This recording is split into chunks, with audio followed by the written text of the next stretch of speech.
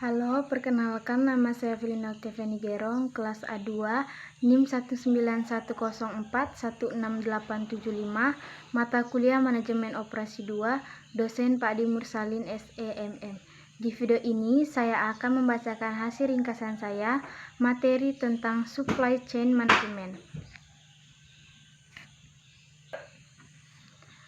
Supply chain management atau manajemen rantai pasok merupakan bagian yang sangat penting pada sebuah perusahaan. Supply chain management yang baik mengindikasikan daya saing perusahaan yang tinggi dan berkualitas. Pengelolaan dan pengendalian supply chain management mencakup material atau bahan mentah, pembayaran, informasi dari pemasok ke produsen, dan dari pedagang grosir ke konsumen. Manajemen rantai pasokan merupakan hal yang sangat kompleks, terlebih apabila diaplikasikan pada perusahaan besar. Akan tetapi, jika sistem ini diberlakukan dengan baik, maka perusahaan bisa beroperasi dengan lebih efektif dan efisien. Fungsi supply chain management dalam sebuah perusahaan.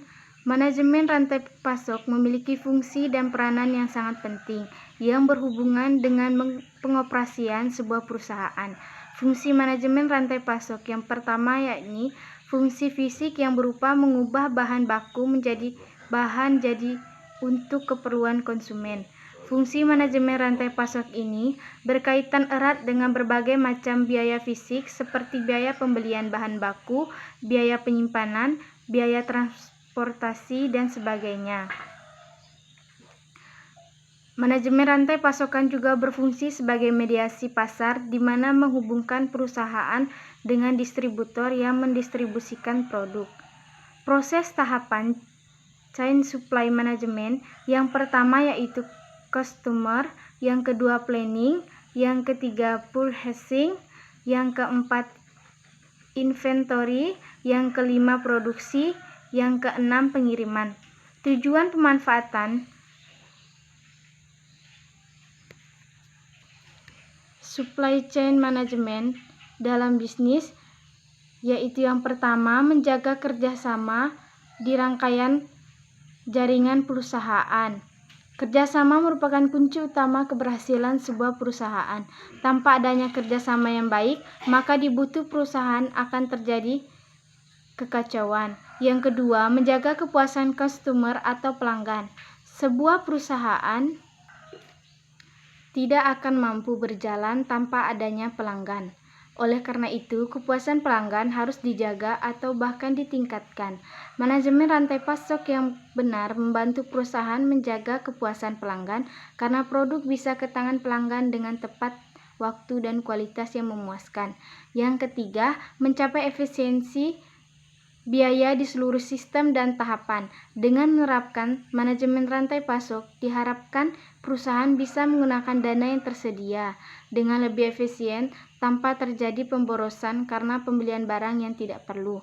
Yang keempat, memenangkan persaingan pasar.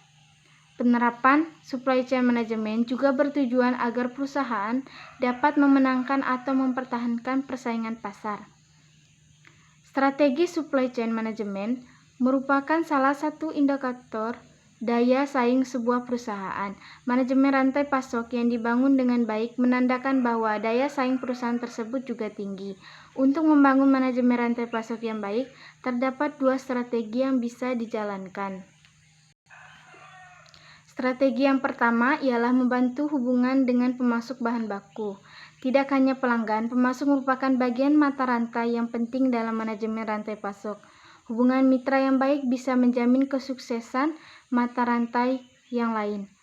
Strategi lainnya adalah dengan fokus meningkatkan pelayanan dan kepuasan pelanggan atau customer.